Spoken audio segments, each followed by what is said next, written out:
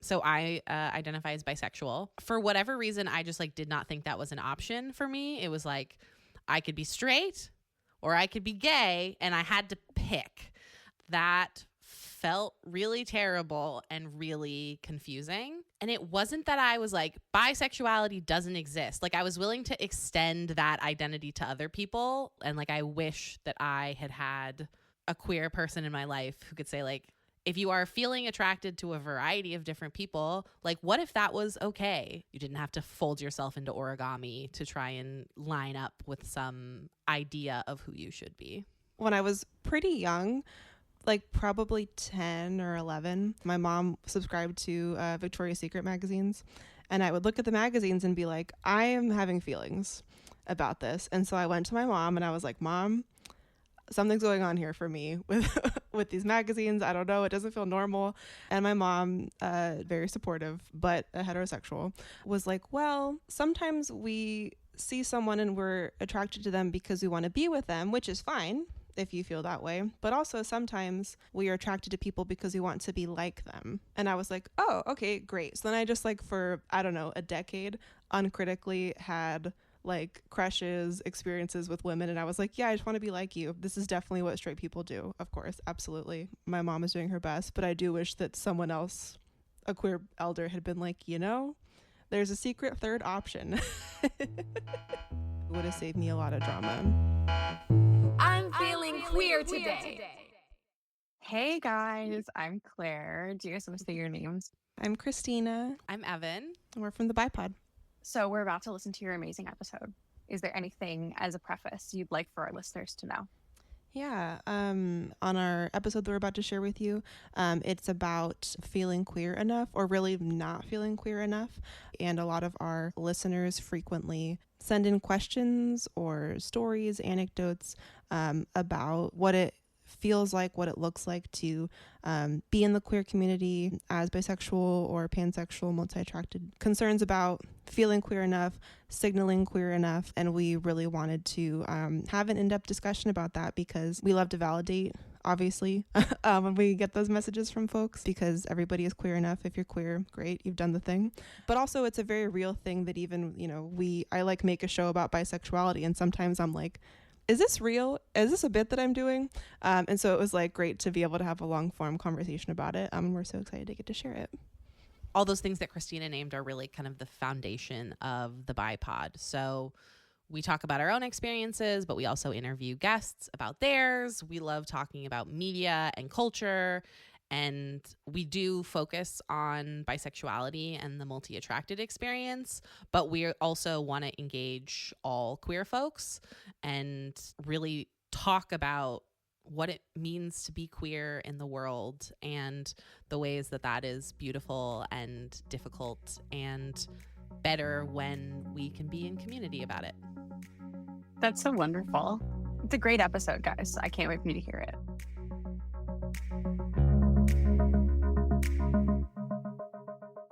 Welcome to the Bipod, a podcast about all things bisexual. I'm Evan, and my pronouns are they and them. And I'm Christina. My pronouns are she and her. We welcome anyone who has any kind of relationship with or curiosity about queerness. The Bipod is an ad-free, community-supported podcast. You can support us for as little as $2 a month. To join the community or get more information about the podcast, visit patreon.com/thebipod. This podcast is one piece of the long history of bisexual and queer discourse. We don't know everything. At all. We're here to be part of the conversation. Let's get into it.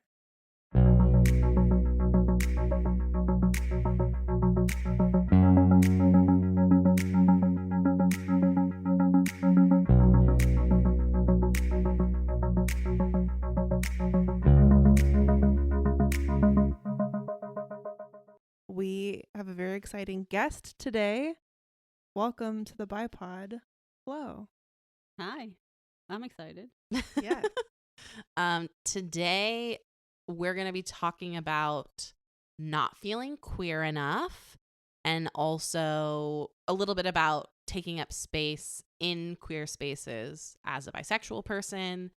And this episode is a little bit of a follow-up to a question that we answered in the Q&A episode that we put out in late 2023 at the end of our last season. So we had a lot of thoughts. So we wanted to give this a full episode, and we're very excited to have someone else who can chime in about what their experience has been. Because I mean, you've all heard plenty about how Christina and I feel. Yeah, enough about us. Yeah. But yeah, Flo, welcome to the Bipod. Thank you. I feel like I have a little bit of expertise is a strong word, but a lot of experience and feeling, and not insert adjective enough, in plenty of areas in my life. So hopefully I will say some interesting things. I feel so confident that you will. Okay, thank you for your trust. Do you want to tell the listeners about your relationship with queerness? Sure. So I use they, them pronouns, and I mostly identify as queer and non-binary, but I also use bi and aro-ace as identities. I can tell you a little bit how I came into that identity, if you want. Yeah. I grew up in a sort of Catholic environment where there wasn't a lot of knowledge about queerness. So when I was a teenager, I went back and forth. If I had a dream about a friend, and we were marrying each other, and then I would say, oh my God, I'm a lesbian. And then later on, I had a crush on a boy, and then, oh, that must mean I'm straight. And then a few years later, when I discovered fandom, and I was in 23 maybe, and I started reading some Smallville fanfiction back in the day. I didn't know that it was Smallville. It was back in the day where Netflix would send you DVDs in the post, and you send them back. So, I'm old. I hadn't thought about this before, but I definitely had a bisexual experience with Smallville. I had definitely a crush on Lana. Mm-hmm. And also there was a period of time where I was obsessed with the actor, and now I can't even remember what his name is, who played Clark. Tom Welling? Tom Welling. I was obsessed with Tom Welling. Like when he was in Cheaper by the Dozen, I was like reading about him on the internet. Like it was a whole thing. He was one of my special interests. So my bisexual awakening was not really like liking two characters. It was more like I was reading fan fiction about Lex and Clark. Sure. And people would often the true core relationship of that show. Well, yeah, of course. And when there are two white men in the show, like people will ship them. They'll find a way to put them together. But then they would often portray Lex as bisexual, and I was like, what? You don't have to choose? There's a secret third thing. Yeah, so that's how I found out. I love that for you. That's like perhaps one of the most bisexual journeys I've ever heard in my life. I actually have not seen Smallville. I just know like culturally about it. And all of my friends, I guess except for you, Evan, who is canonically bisexual, all of my friends who like Smallville are my friends who are like, I'm straight. And I'm like, I don't know about that. So this all tracks. This all makes sense. Smallville, a quintessential queer Maybe experience. I'll watch that as part of my canonical queer that's so film funny. journey. That is so. Now I'm just thinking about all of the things, all of the like cultural experiences that you don't have, Christina, by virtue of both not being a huge television consumer and also being just a couple years younger than me. Where I'm like, the idea of not having consumed Smallville is like. Well, you didn't know about the Hex Girls. Do you know about the Hex Girls? Yeah. Flo The knows show's about Hex? the Hex Girls. From The Scooby. show Hex? No, from Scooby-Doo. Oh, no. Okay, I never don't mind. know Flo that. doesn't know about the Hex Girls. My sister, who's your same age, was like, they seem familiar to me. So Oh yeah, It's a micro generation thing. it is. I've the number of TikToks that are like the Hex Girls made our whole generation bisexual. Yeah, it's true. you younger millennials. Yeah. I like a middle millennial. I'm not an Yeah. elder millennial. You're I a am- mid-mill. I am elder millennial. Yeah. Even so I'm 42, and apparently 81 was at some point in Gen X, and afterwards they decided they were millennium. So I'm like, You're like cuspy. Yeah, because I can't think choose. I'm like truly bisexual. I don't know what generation 82 I am. would make you 18 in the year 2000, which is new Mhm. millennium. So, Mm-hmm. Interesting. Wow. so we have the millennial experience covered here. We do. Yeah. today. We have a Gen X cusp. I'm technically a Gen Z cusp, but I am super not Gen Z. I like don't know how to use a computer. I mean, I do, but not that well. So It's your micro generation, because yeah. sometimes my sister is like, how do I do this thing? And I'm like, I don't understand how you don't know how It's to. because they skipped a bunch of stuff with us. They skipped the foundations because they thought that we just knew. Yeah. We did not know. But anyways, the Hex Girls, Smallville, the bisexual pillars of our personal histories. I love it. Yeah. That little diversion is how you know that this is the Bipod After Dark. Yeah. Do we have an agenda? Yes. Did I immediately divert from it when you turn the microphones on? Also, yes.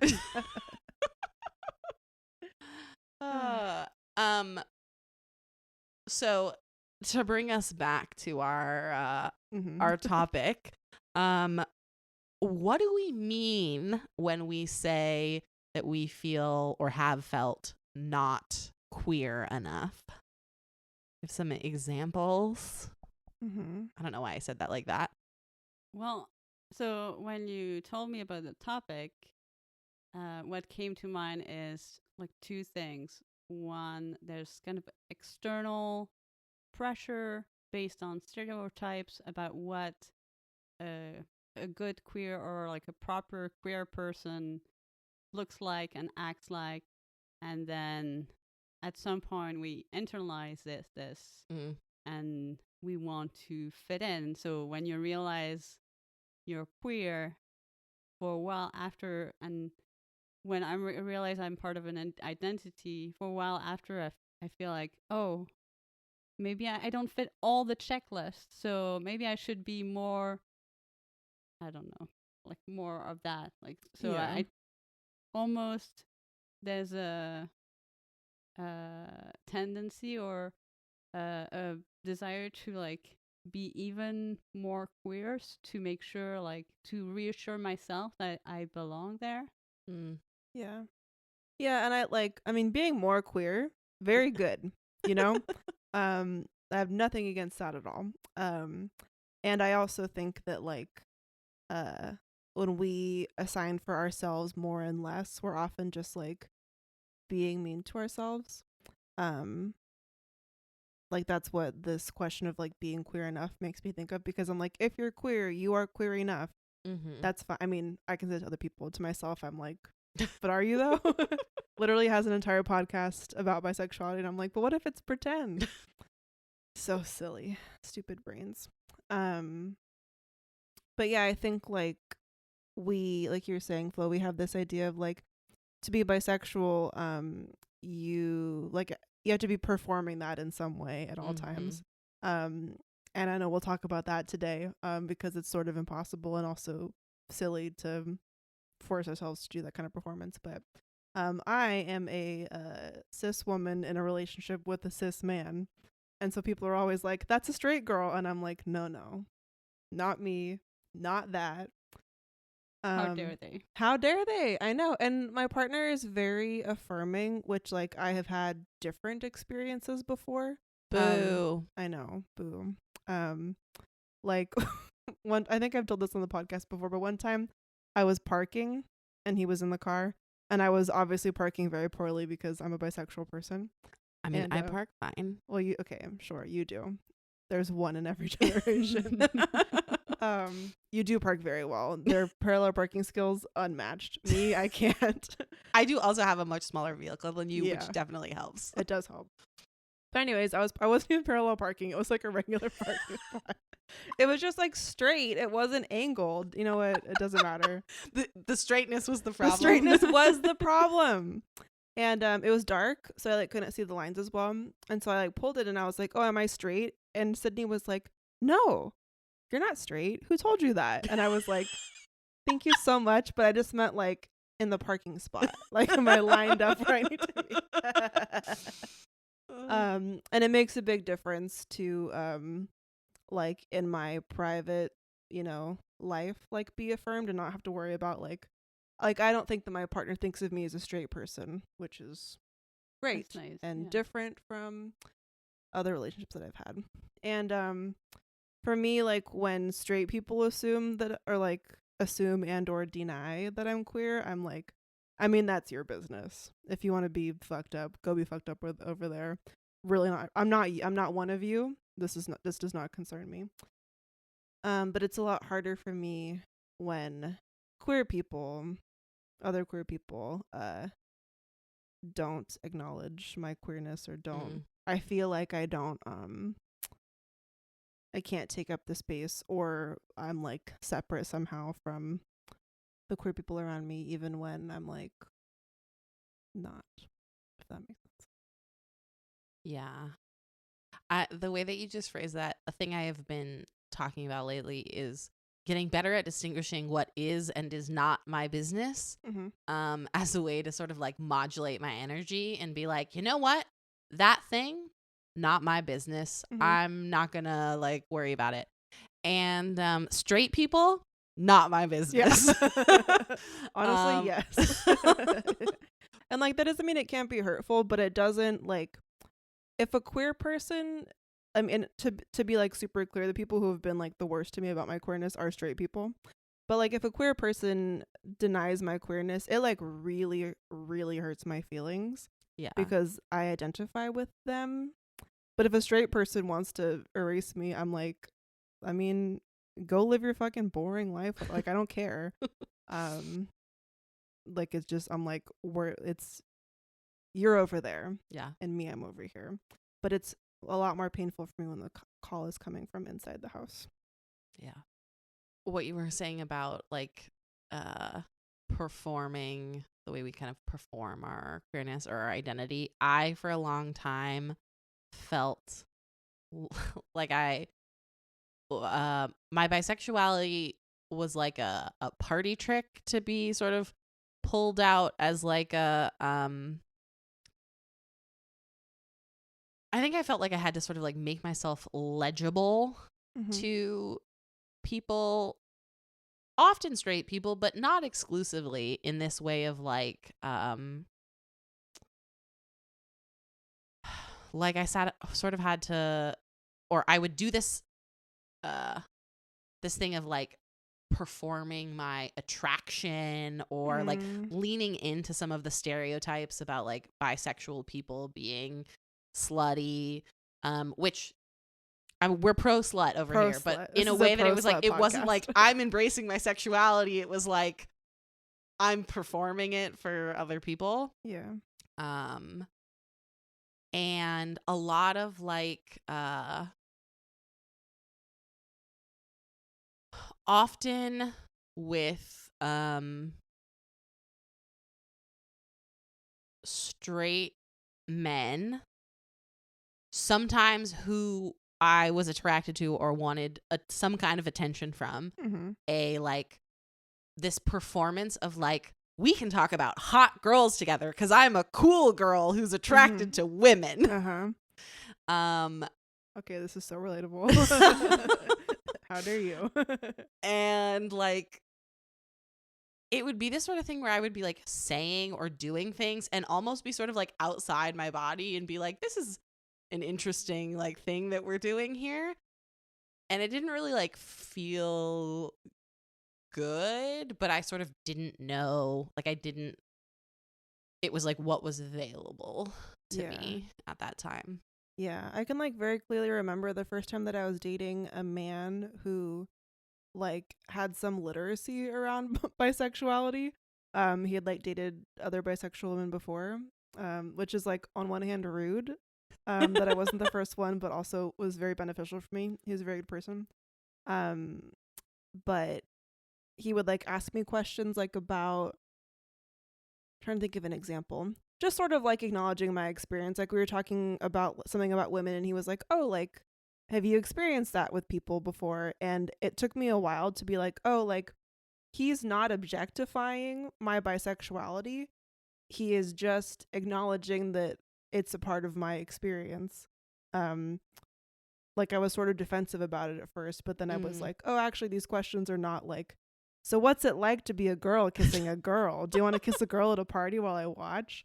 It was like very different from that, and that was interesting. And then it made me reflect on like other relationships, particularly with men, that were like not so much that.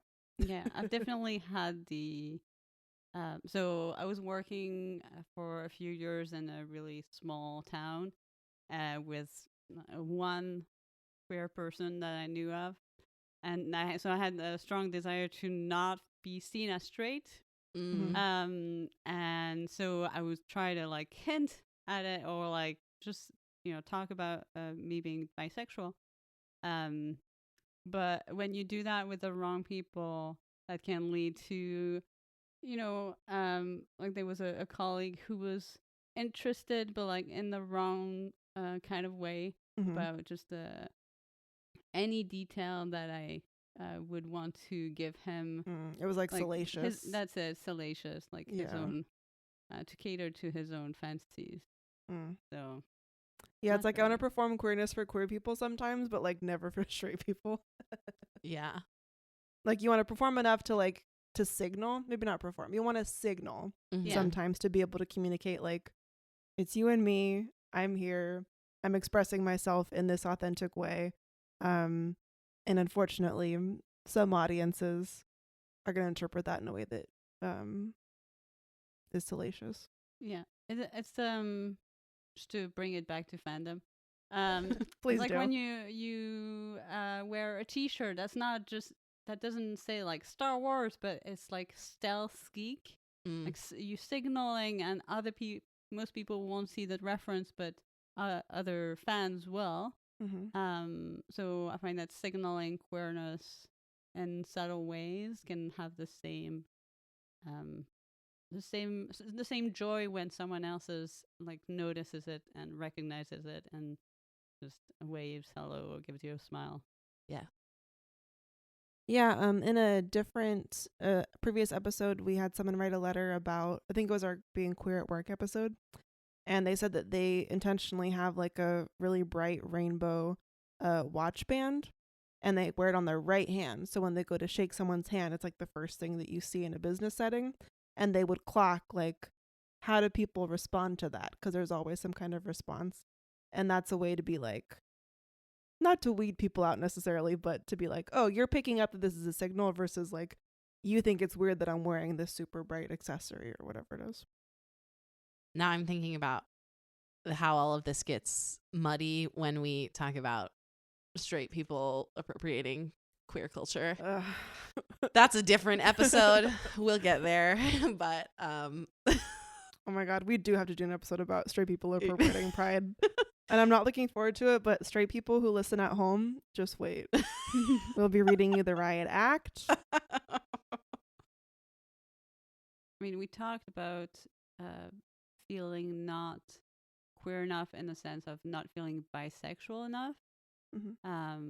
I'm also like on the aro-ace spectrum, and this is definitely something like being bi. I've known for a few decades, like maybe 2 decades. Being aro-ace is something that's I only heard of the term maybe 15 years ago, and then only realized that this might apply to me a few years ago. And I haven't dated anyone in 10 years. Congratulations. It's a fine life. I like it. Yeah. I think when I was younger, I wanted to date people, but it was very in the desire to belong and to fit in, because that's what you do. You get your driving license, you pass your exams, and then you find someone to date. Maybe not in that order. I love that little checklist. Yeah. That's it. That little checklist, and I had to check all the boxes because I'm a perfectionist. This one says must have a spouse or whatever it is. And so this led to me, like, anytime someone was interested in me, I was like, okay, so he's interested, so I must be in a relationship.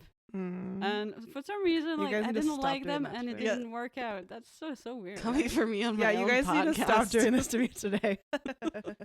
So relatable. And then I decided that I was done being in romantic relationships with people I didn't like, and then found myself like, oh well, who do I date?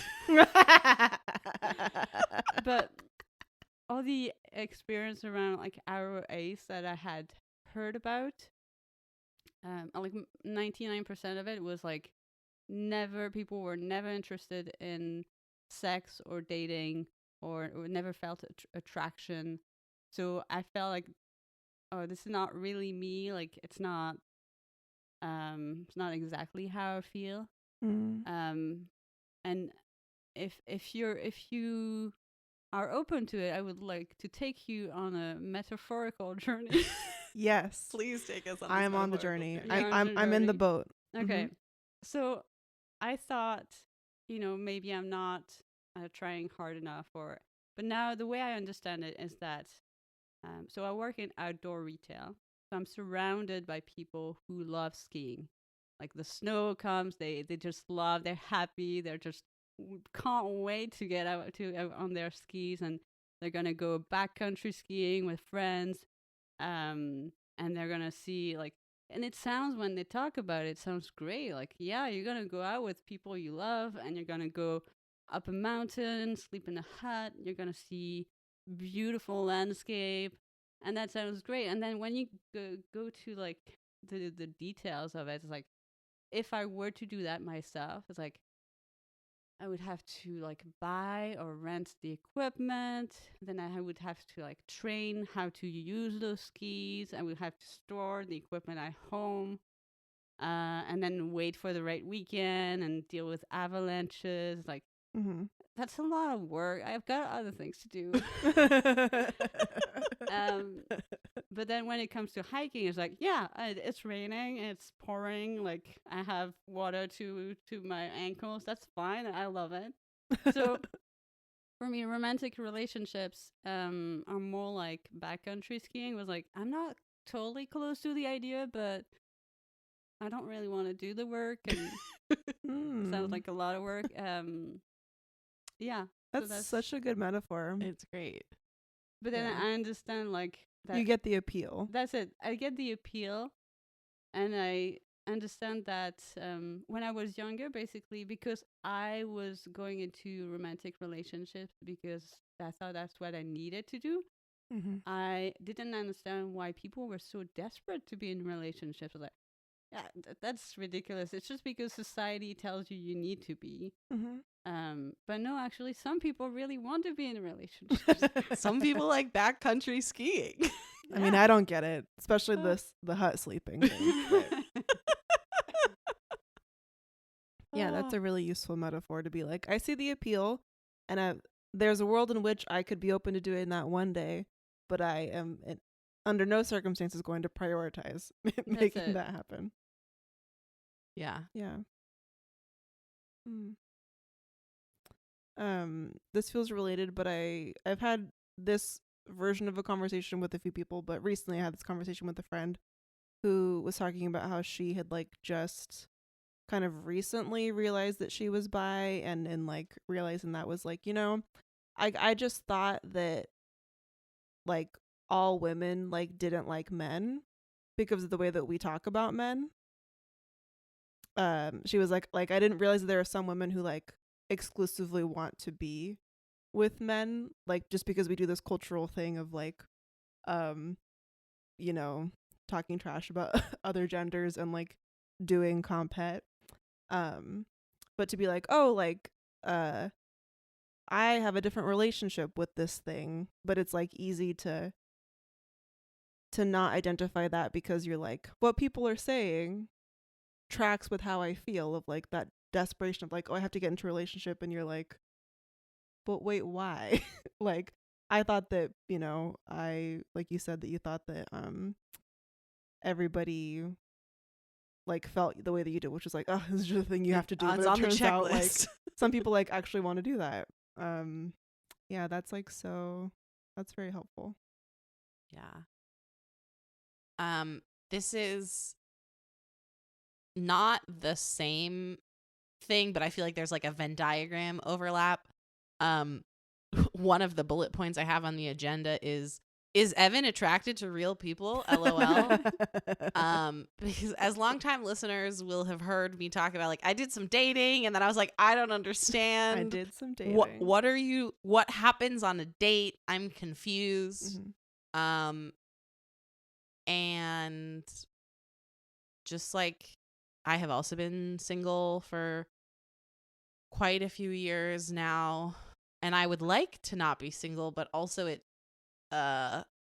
somehow it seems like I'm only attracted to fictional people. I get it. Maybe my Valid. brain was ruined by, I can't even blame it on fan fiction because I didn't actually start reading fan fiction until I was an adult. Because I had I think I've talked on the pod about having a Traumatic experience with traumatic fanfiction. experience with fan fiction. Yes. Being like, not for me. But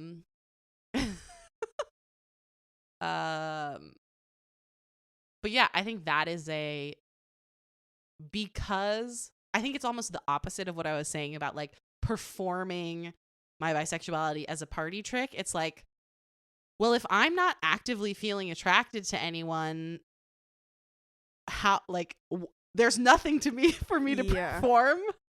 And that feels really weird to be like, I mean, these fictional characters on television, very appealing to me, but like actual person in the real world of any gender, like, does that feel like backcountry skiing? Like to be dating someone else, or does that feel like some other more interesting activity? Like where on the scale of like an activity that you really like to do? Like on the scale of, let's say, reading a book the day that it comes out, all the way to backcountry skiing. Where are we there? I appreciate that you picked that as like. I was like, that's the thing Evan likes to do. Flo's was hiking, which I don't think is your number one thing. Yeah, hiking is my backcountry skiing. I'm okay, like, I totally understand why other people are into it. I wish that I was, but I'm not. I think that's another thing that I feel confused about, in that I think I've said on the podcast before, I'm like, I don't think I'm like on the aro-ace spectrum, in that like, or that I don't like identify with that, in that like I have definitely been attracted to people in the past. And when I think about, I think the thing I have a hard time with answering the like backcountry skiing like thing is that I'm like, I mean, the administrative part of dating in our current context of like the dating apps and all of that does sound very much like I don't want to do it. But also, I don't know anyone who, well, that's not totally true. There are a couple of people that we know who at various points have been like dating like it was an Olympic sport. And so those people, I assume, must either like the experience or like they don't mind it enough that they're like, I can do the apps or whatever, that's fine. But pretty much everyone I know who has done a dating app is like, oh yeah, dating apps suck. But because that's like so enmeshed with modern dating, I'm like, is it about the like, I don't. Yeah, And like, then- do you want to do the hurdle?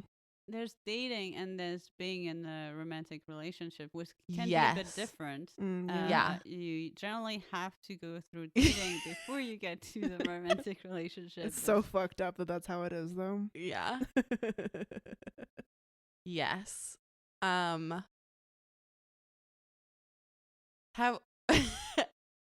there's a conversation that you and I had, Christina, and it wasn't on the podcast, but now I can't remember if we talked about it on the podcast. But it was sometimes Christina tries to finish my sentences and then is wrong. Actually, all the time. I never correctly finish your sentence. But it's often very revealing what I was gonna say and what you thought the end of the sentence was. And so we were having a conversation, I think, about me dating, and I was like, I just like want a relationship that feels like the relationship that we have, and you went, you're in love, and I was like, no, I was gonna say we have sex.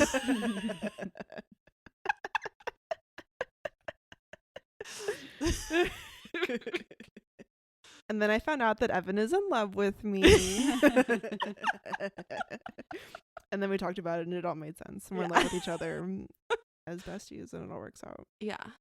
I think that's another thing I've talked about on the show where I'm like, there's like other distinctions that people see in relationships that I often don't. Yeah. So, when I put this on the list, I didn't We're just like interviewing you. We're I like know. therapizing you.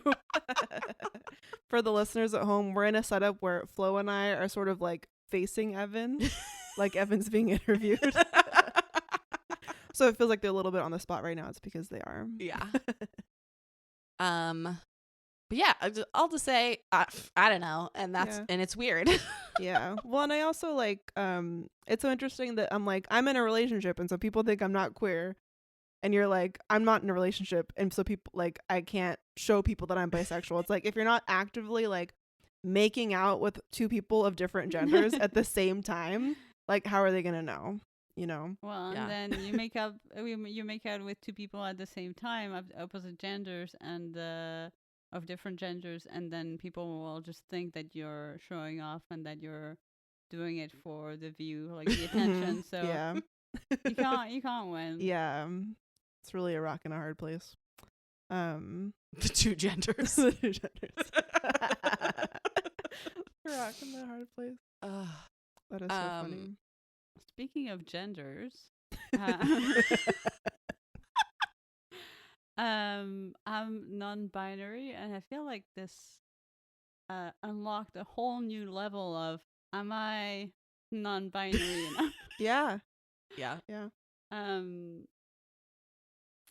And especially because growing up, I heard about trans people, but it was in a very binary way, Mm-hmm. where people fully transitioned and were now seen as the opposite gender.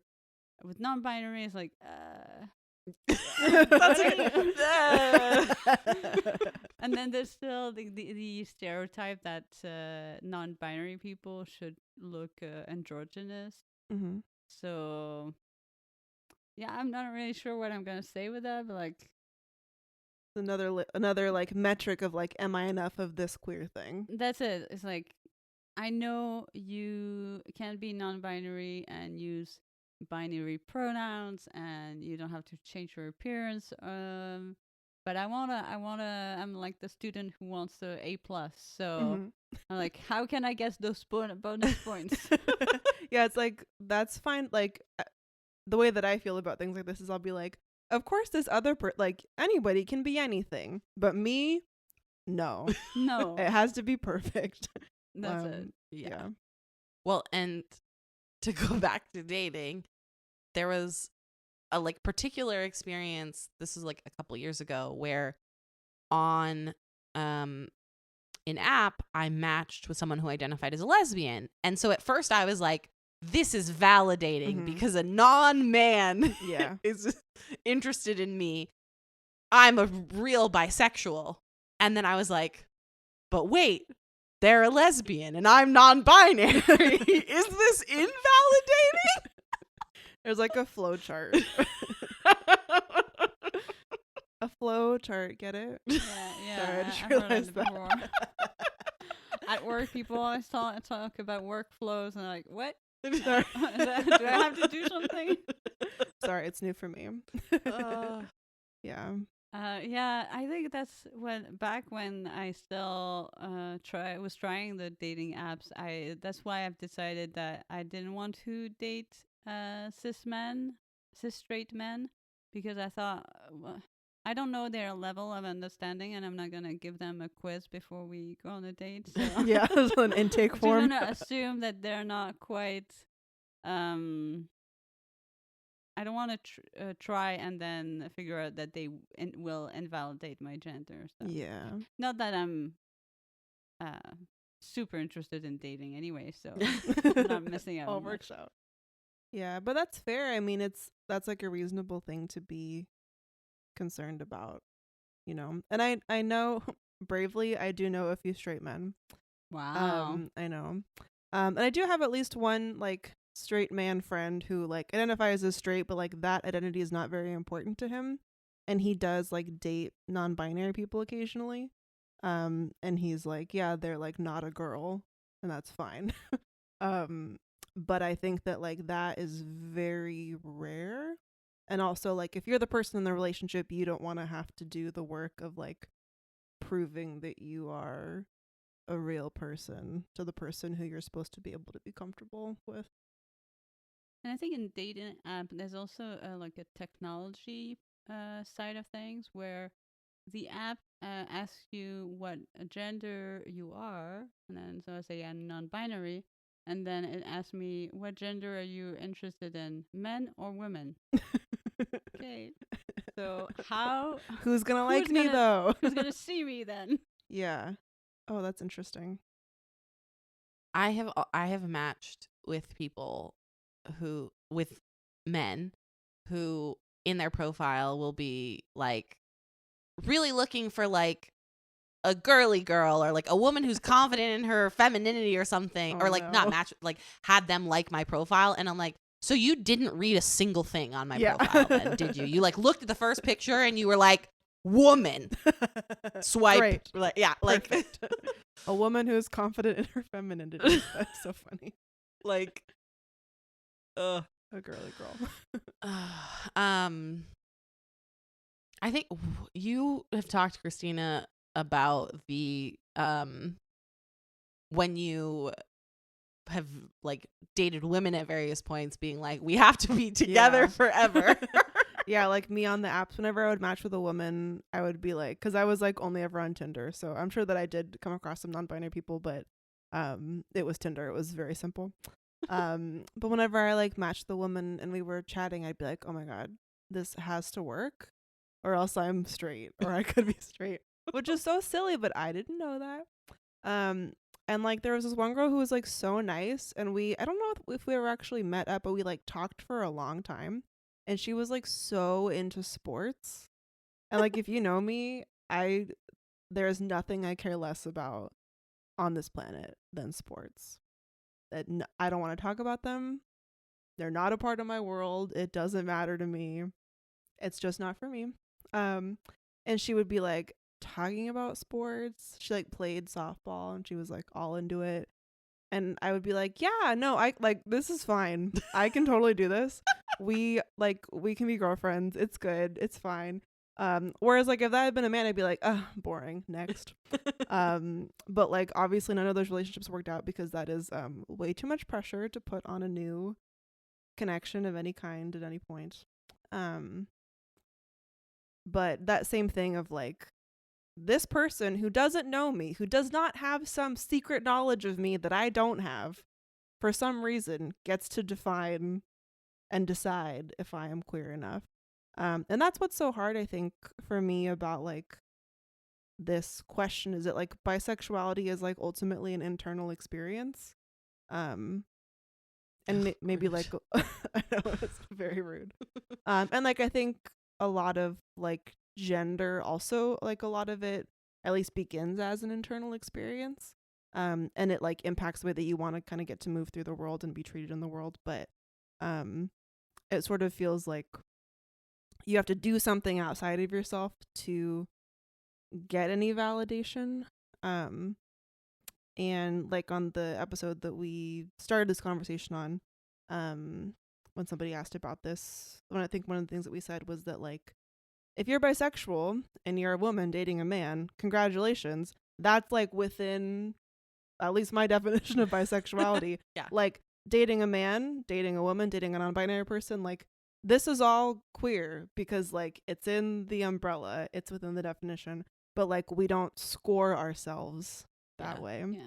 And should I be scoring myself? No, but am I? Of course. I think when I was younger, I wanted a letter from the universe, certified and everything, notarized, saying that I was like queer enough, bisexual enough, and that maybe that would have calmed my anxiety around it.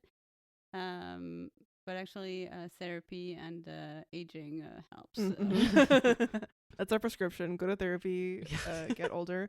We should make like certified queer like certificates that are free to download. Yeah. If anyone at home already has that, let me know. We'll share the link. If either a permission card or certificate, whatever helps you more to feel queer enough. Yeah. A report card. I'm just like thinking there's a site called Teachers Pay Teachers where like teachers can upload like lesson plans and whatever for other teachers, which I use in my teaching sometimes, very helpful.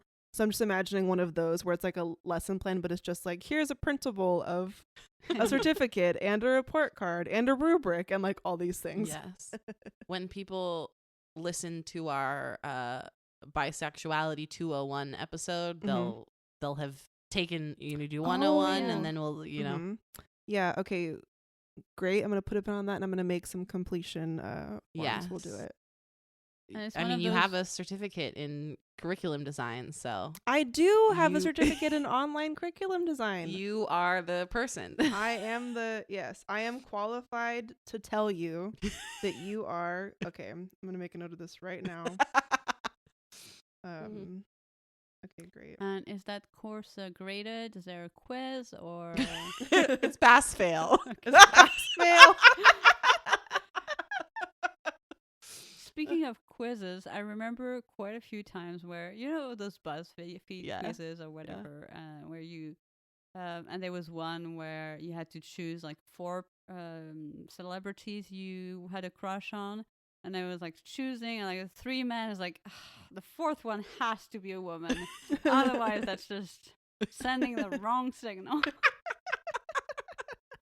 God forbid BuzzFeed not know that you're bisexual. Well, it was at the age where I was posting the results on Facebook. Oh, so, you know? That's important. It's high stakes stuff. One time, like, I had a very, I had somebody who was a coworker previously. We didn't work together anymore. And I met up with her for coffee and we were like talking about queerness. And she was like exploring some new identities. And so we were talking about it and I was like, oh yeah, I'm bisexual. That's like a relatively new term for me. But like I've been kissing girls since day one. I just like didn't know that we weren't all doing that and feeling the same way about it, apparently.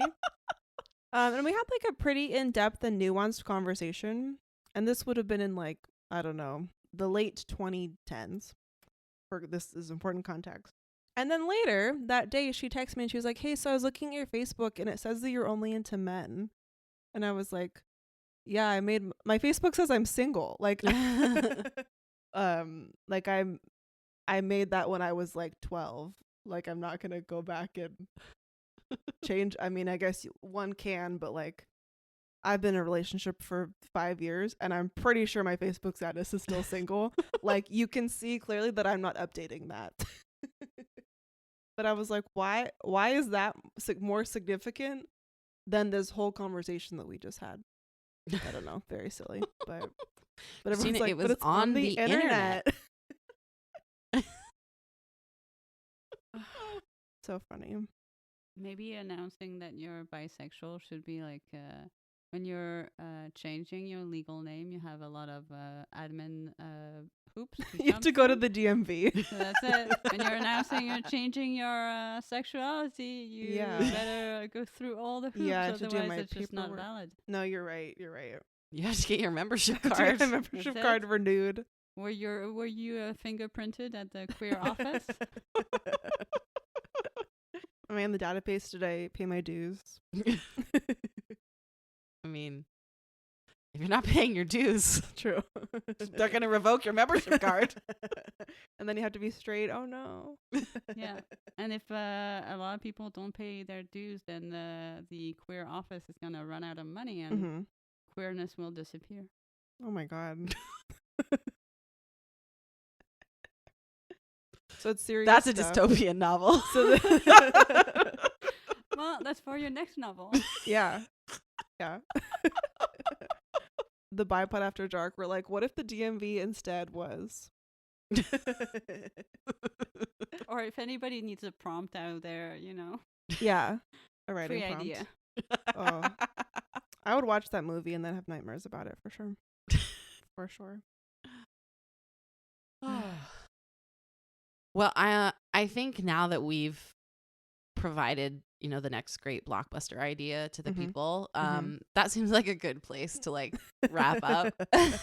Now y'all need to go home and write that script, please. End on a high/low note. Yeah. Well, I really enjoyed this conversation, and I hope that it brought folks some validation at home. I'll get to work on Yeah. those certificates, but in the meantime, you have our verbal approval. You are queer enough. Congratulations. You graduated. Yes, whatever it it's is you like need. the paper license plate that they give you at the DMV, like Yeah. to hold you over until you get the permanent one. At the queer DMV that is like barely holding it together because we're not paying our dues. I don't know at 42 if I count as a queer elder, but as someone who's older and not wiser, you are queer, no? That does count. Honestly, I'm 28 and I have more than once in the past couple of years been like, am I an elder? Am I a queer elder? Evan and I went to a pride party a couple of years ago. We were like, oh, okay. We are the queer elders here. But yeah, Flo, thank you so much for coming. This was so much fun. Do you want people to find you on the internet anywhere? Yeah, they can find me on Instagram or sometimes, or on Substack at Out With Your Dog. So I write about dogs and nature, and I'm starting a new Substack called Lines into Shapes, where I talk about art and nature. Oh, I Yeah. love that. Not backcountry skiing though. No, so when I say dogs and nature, it's more about like hiking or camping. Wonderful. We'll make sure we put links to that in the episode description. Yeah. You are a listener, so you know about yeah. the end of the episode tradition. I have trained my whole life, and by that I mean since the pod came out. I listen to it when I walk my dog, and then try to like time it perfectly. Wow, So- I'm impressed. You've been practicing. Wow. You are a straight A student. You get an extra gold star on your Right. completion certificate. So now we can see whether I will fail spectacularly. Yeah. It's okay. You still get a participation trophy. Thank you. Mhm. Appreciate it. We are millennials after all. Well, Goodbye. Thanks for listening to this episode. The Bipod is made possible by our patrons. you can find us on Instagram at the Bipod and on our website, thebipod.com. This show is produced and edited by me. And our theme song is Coming Home by Snowflake.